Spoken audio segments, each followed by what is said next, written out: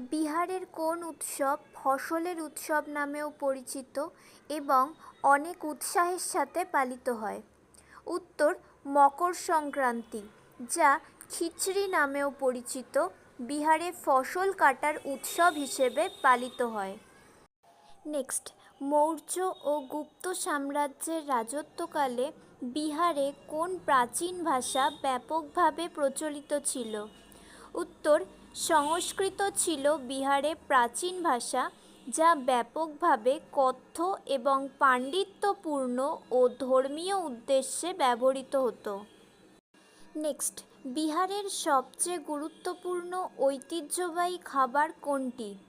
উত্তর, লিট্টি চোখা বিহারের সবচেয়ে ঐতিহ্যবাহী এবং বিখ্যাত খাবার হিসেবে বিবেচিত হয়। নেক্সট, বিহারের বিন্ধ্যাচল পর্বতমালার ভৌগোলিক গুরুত্ব কী? উত্তর, বিন্ধ্যাচল পর্বতমালা রাজ্যের দক্ষিণ সীমানা চিহ্নিত করে এবং বিহারের একটি গুরুত্বপূর্ণ ভৌগোলিক বৈশিষ্ট্য।